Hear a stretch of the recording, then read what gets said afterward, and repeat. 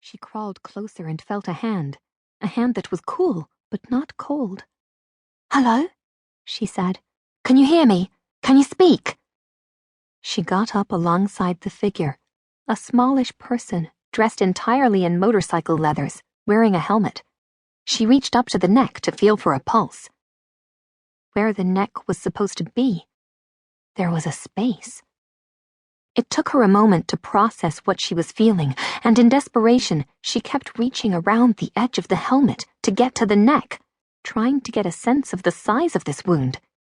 It went on, until Claire realized that the head was barely attached at all, and that the puddle she was kneeling in was almost certainly not rainwater. The eyes saw it all. The Return. Then shall the slayer return, and come unto his own city, and unto his own house, unto the city whence he fled.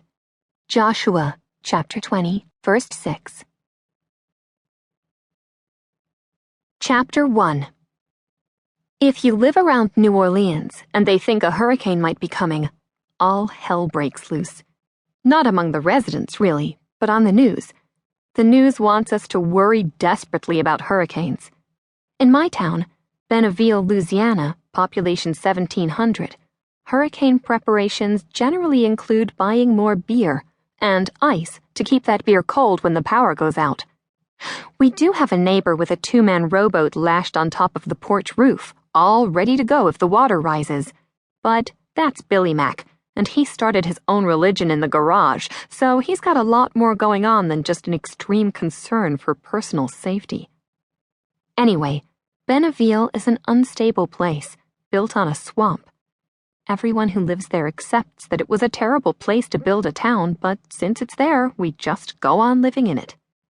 Every 50 years or so, everything but the old hotel gets wrecked by a flood or a hurricane, and the same bunch of lunatics comes back and builds new stuff. Many generations of the Deveaux family have lived in beautiful downtown Bonneville, largely because there is no other part to live in. I love where I'm from, don't get me wrong, but it's the kind of town that makes you a little crazy if you never leave, even for a little while. My parents were the only ones in the family to leave to go to college and then law school. They became law professors at Tulane, in New Orleans.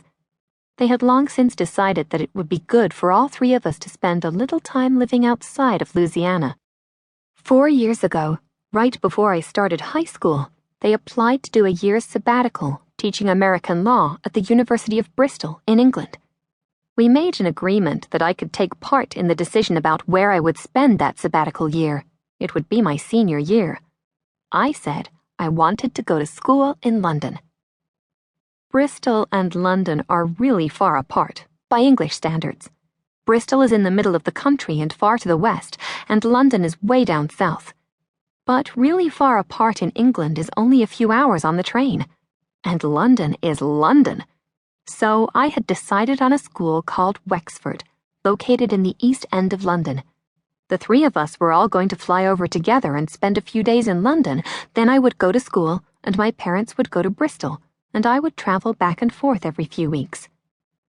But then there was a hurricane warning, and everyone freaked out, and the airlines wiped the schedule. The hurricane teased everyone and rolled around the Gulf before turning into a rainstorm. But by that point, our flight had been canceled and everything was a mess for a few days. Eventually, the airline managed to find 1 empty seat on a flight to New York and another empty seat on a flight to London from there. Since I was scheduled to be at Wexford before my parents needed to be in Bristol, I got the seat and went by myself. Which was fine, actually. It was a long trip, 3 hours to New York, 2 hours wandering the airport before taking a 6-hour flight to London overnight. But I still liked it. I was awake all night on the flight, watching English television and listening to all the English accents on the plane. I made my way through the duty-free area right after customs, where they tried to get you to buy a few last-minute gallons of perfume and crates of cigarettes. There was a man waiting for me just beyond the doors.